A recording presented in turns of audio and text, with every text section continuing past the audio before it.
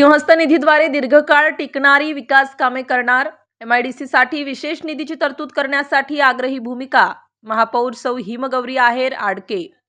नाशिक येथील सिंहस्थ पर्वणीचा योग्य लाभ घेत दिल्ली व मुंबई स्तरावर पाठपुरावा करून नाशिकच्या विकासासाठी जास्तीत जास्त निधी उपलब्ध करून घेण्यात येईल.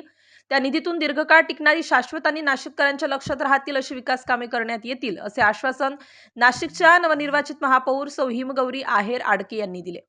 Nashik industries and manufacturers association NIMA, Ambad industries and manufacturers association AIMA, Naik, Laghu Udyog Bharati, Maharashtra chamber of commerce, NIVEC आदी औद्योगिक संघटनांच्या संयुक्त विद्यमानं निमा सभागृहात आयोजित सत्कार सोहळा व संवाद कार्यक्रमात त्या प्रमुख पाहुण्या म्हणून बोलत होत्या.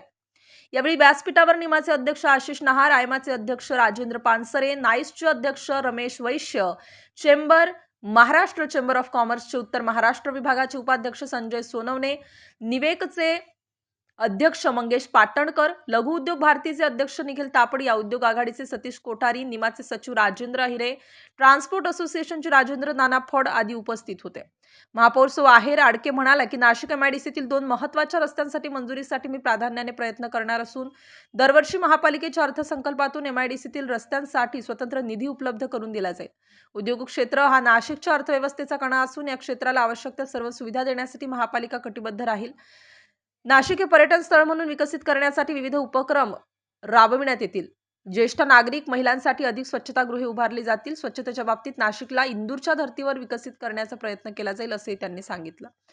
यावेळी विविध औद्योगिक संघटनांच्या पदाधिकाऱ्यांनी आपापल्या सूचना मांडल्या. भुयारी गटार योजना त्वरित कार्यान्वित करावी, औद्योगिक वसाहतीतील रस्ते चकाचक करावेत, बंद पथती दीप तातडीने सुरू करावेत, सार्वजनिक शौचालयांची संख्या वाढवावी, कुंभमेळा ही एक संधी आहे याचा विचार करून नाशिकचा सर्वांगीण विकास करावा, वाहतूक कोंडी टाळण्यासाठी हायस्कूल ग्राउंडचा पार्किंगसाठी प्राधान्याने विचार करावा, अशा सूचना करण्यात आल्या. काही वर्षात आपण बघत आहोत तर नाशिकला एक वेगळ्या उंचीवर ती नेणार आहे.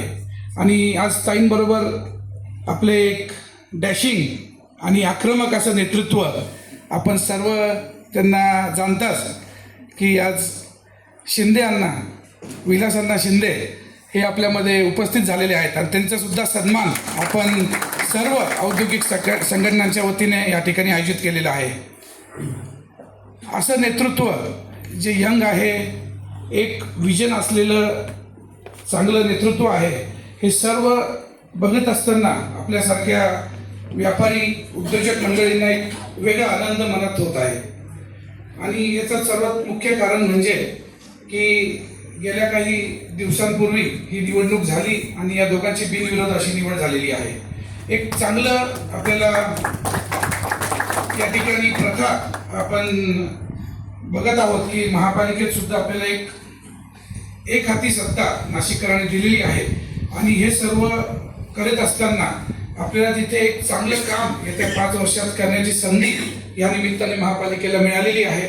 आणि नक्कीच या संधीचं सोनं हे दोघंही आणि संपूर्ण त्यांची टीम करेल याची मी या ठिकाणी खात्री बाळगतो. ताई, खरोखर आज आनंद होत आहे की आपण जर बघितलं की आज Nima, AIMA, Laghu Udyog Bharati, NICE, NIVEC, Maharashtra chamber of commerce, Udyog Aghadi या सर्व व्यापारी आणि उद्योजकांची संघटना आज सर्व एकत्र येऊन आपला सत्कार आयोजित केलेला आहे. म्हणजे आपण जर बघितलं तर हे दुर्मिळ असं क्षण आहे की सर्व असोसिएशन्स एका प्लॅटफॉर्मवर येऊन आणि एक मताने, एक दिलाने आपण सत्कार या ठिकाणी आयोजित केलेला आहे. म्हणजे तुमचाही वेळ वाचेल की 4 ठिकाणी आपण जायचं आणि हे सत्कार स्वीकारायचे वेळ वाया न घालवता आपण इथे संवाद सुद्धा या ठिकाणी आयोजित केलेला आहे, जेणेकरून आपल्याला आमच्या काय प्रश्न आहेत आणि आपण नाशिकच्या विकासासाठी, औद्योगिक क्षेत्रासाठी काय आपण पुढे करू शकतो या निमित्ताने आपल्याला सुद्धा एक रोडमॅप तयार करता येणार आहे. सर्व अध्यक्ष तर इथे आहेत. आम्ही 2-2 मिनिटं आमचे म्हणणे तर मांडणारच आहोत, पण प्रस्ताव कार्यक्रम ठेवला आहे. मला असं वाटतं हा सत्काराचा कार्यक्रम फक्त निमित्त आहे. आपल्याला त्यांच्यावर संवाद साधण्याचा आपल्याला एक चांगली संधी आली आहे असं मला असं समजून मी माझे काही 2-3 महत्त्वाचे मुद्दे आहेत ते मांडतो तुमच्याकडे. आम्ही अंबड औद्योगिक वसाहत म्हणजे जिल्ह्यातील औद्योगिक वसाहतीला आम्ही निमा, आयमा आम्ही प्रतिनिधित्व करतो. आमच्याकडे मुख्यतः जे लघु उद्योजक आहे आणि मध्यम उद्योगी हे आमचे मेन सभासद आहे. तर अंबडमध्ये उद्योगांची संख्या जास्त आहे, म्हणजे तिथे छोटे प्लॉट जास्त आहे आणि सातपूरमध्ये मोठे इंडस्ट्रीज जास्त आहेत. तर साधारण 40 वर्ष झाले अंबडमध्ये आपली इंडस्ट्रीज स्थापन होऊन. तर अजून तिथे थोडी भुयारी गटार योजना, आपण जी सांडपाणी योजना म्हणतो, ती अजून झालेली नाही आहे. त्यावरती आम्ही मागच्या काळामध्ये ललितजी आमचे अध्यक्ष होते म्हणजे आहे अजून पण तर ते असताना आम्ही त्याच्यावरती बरंच काम केलं आहे. निरीचा रिपोर्ट करून आपण सर्वे पण झालेला आहे. तर ती जी फाईल आहे ती बरीच पुढे गेलेली आहे. मला असं वाटतं येणारा कुंभमेळा आणि तुमचा कार्यकाळ जो आहे त्यात ती पूर्ण व्हावी अशी अन्नाची आमची अपेक्षा आहे. त्यामध्ये दुसरा महत्त्वाचा मुद्दा आहे रोड. आता रोड ॲक्च्युली हा कॉमन मुद्दा झाला आहे. जसं जेवणामध्ये डाळ भात लागतो तसा आमचा कॉमन मुद्दा झाला आहे रोड. त्यामुळे रोडची कंडिशन तुम्हाला सर्व माहितीच आहे. तर त्यामध्ये बरेच रोडचं टेंडरिंग झालेलं आहे, बरेच रोडचे कामं पण चालू झालेले आहे. फक्त MIDC मधील जे अंतर्गत रस्ते आहे, जे पूर्वी आता 40 वर्षापूर्वी जे बनले त्यांचे बेस बरेच खराब झाले, तर ते रोड आता रिपेअर करून चालणार नाही. तर ते आपल्याला नवीन रोड बनले गेले पाहिजे अशी आमची अपेक्षा आहे. आणि एक सर्वात महत्त्वाचा मुद्दा मी मांडू इच्छितो का अंबडमध्ये साधारण आज नाही म्हटलं तरी 50-60 हजाराच्या वरती वर्करची ये जा होती. म्हणजे ते MIDC मध्ये कामाला येतात आणि MIDCतनं त्यांच्या घरी जातात. ते करत असताना मला खेदाने सांगायचं वाटतं का आपल्याकडे कुठेही सार्वजनिक शौचालय नाही आहे. तर त्यासाठी ललितजी आम्ही त्यावेळेसच पहिल्यापासून एक विचार केला होता का आपण नाशिकमध्ये एक प्रोटोटाईपमध्ये 4 मोठ्या इंडस्ट्रीज त्यांच्या तिथे आपण ते शौचालय CSRमध्ये बांधूया आणि त्याला मेंटेन करण्याची जी जबाबदारी आहे ती महानगरपालिकेने घ्यावी अशी आमची अपेक्षा आहे. तर मला असं वाटतंय आपल्या येणाऱ्या या काळामध्ये टॉप मोस्ट प्रायोरिटी आपण शौचालय हे द्यायला पाहिजे. कारण की शेवटी येणारा जो वर्ग आहे तो आपला नागरिकच आहे आणि त्याला त्याची सुविधा देणं फार गरजेचं आहे. आणि याच्यानंतर एक छोटा सर्वात महत्त्वाचा मुद्दा आहे ते स्ट्रीट लाईटचा. तर आपल्याकडे असलेल्या स्ट्रीट लाईटपैकी साधारण 60 ते 70% स्ट्रीट लाईट बंद आहे. त्यातले वेगवेगळे कारणं आहे. म्हणजे त्यामध्ये कुठे कनेक्शनचा प्रॉब्लेम असेल, कुठे पोल खराब झालेले असतील किंवा काय. तर याचा आपण टाटाला कॉन्ट्रॅक्ट दिलेलं आहे मेंटेनन्सचं. तर मला असं वाटतं त्या एजन्सीबरोबर एकदा तुम्ही मिटिंग घेऊन जर स्ट्रीट लाईटचा विषय घेतला तर कुठलाही जास्त बजेटची गरज नाही आहे त्याला. फक्त एकदा तुमचं इंटरव्हेन्स त्याच्यामध्ये आलं तर मला असं वाटतं ते बऱ्यापैकी सुधरेल. आणि त्यातनं त्याचा सर्वात महत्त्वाचा पार्ट आहे सुरक्षेचा विषय आहे. स्ट्रीट लाईट नसल्यामुळे अंधार असतो आणि अंधार असल्यामुळे हे जे काही बाकीचे चोरी असेल, पगार झाल्यानंतर कुठे स्कॅनिंग असेल, मोबाईल ओढणं असेल, हे कुठेतरी वाळा बसू शकतो. त्याच्यामुळे हा एक विषय महत्त्वाचा माझ्या दृष्टीने वाटत होता. आज आम्ही पहिल्याच दिवशी तुम्हाला कुठलीही आमच्या मागणीची फार मोठी लिस्ट द्यायची इच्छा नाही आहे.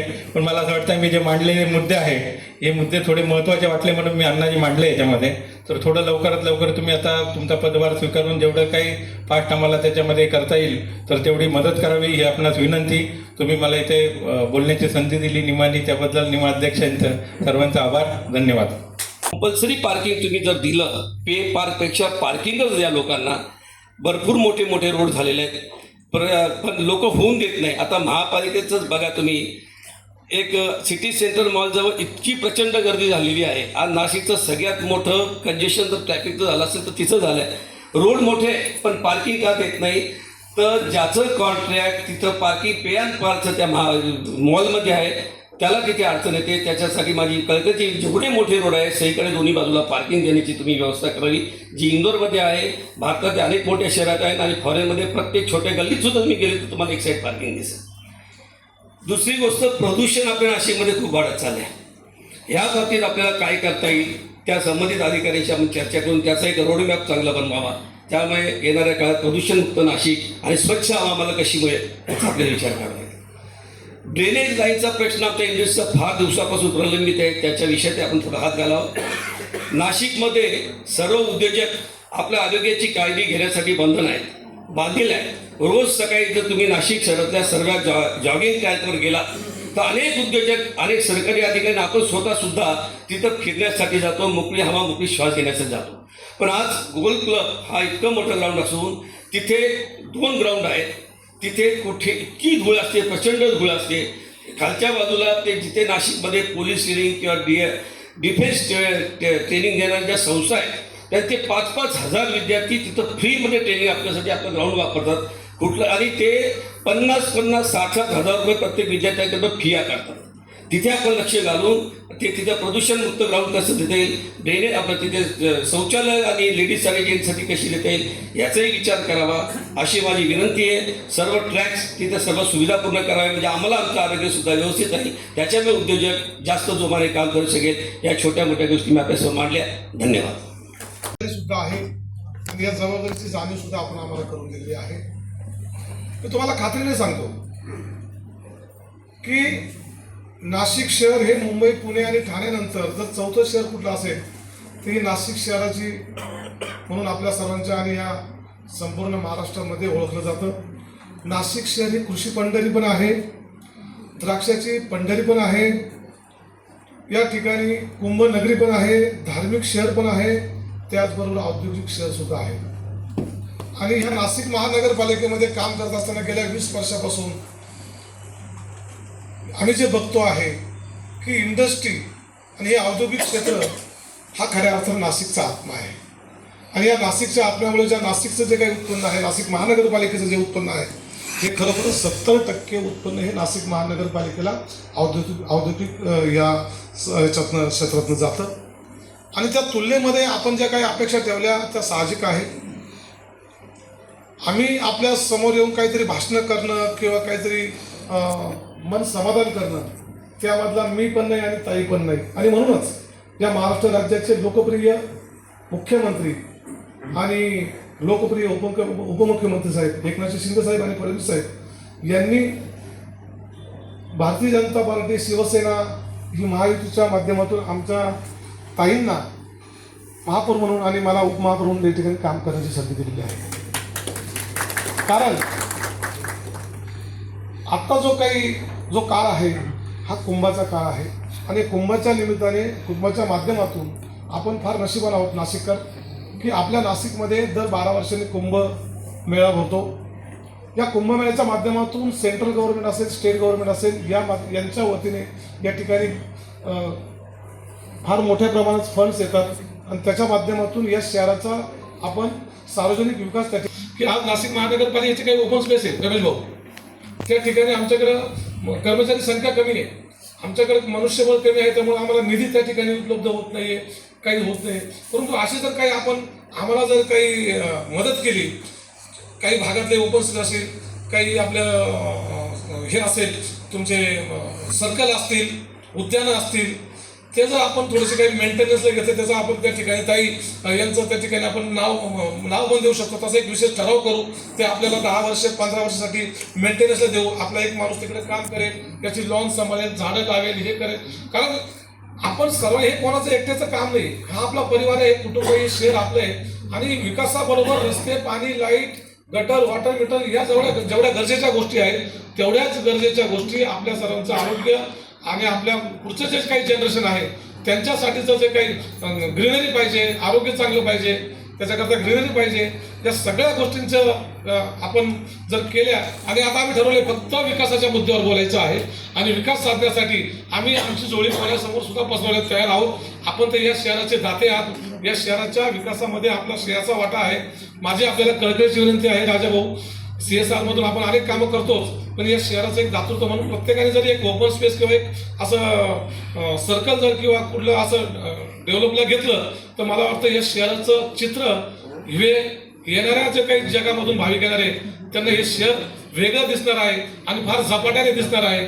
काल आमचे एक मित्र होते, त्यांना मी सूचना केली, नितीनजी पाटील, त्यांनी मला सांगितलं, अण्णा जैन सर्कल पासून तर गंगापूर गावापर्यंत जो काही रस्ता होतोय त्याचं पूर्ण डेव्हलपमेंट तुम्ही करा, पण त्याचं सुशोभीकरण जे मुंबईच्या किंवा नवी मुंबईच्या धर्तीवर पाम बीच रोड असेल अशा पद्धतीचं असेल तुम्ही मला सुचवा. त्याचं फ्लावर प्लांटेशन असेल, त्याचं ट्री प्लांटेशन असेल, लॉन्स असेल, ते सगळं आम्ही करून देऊ.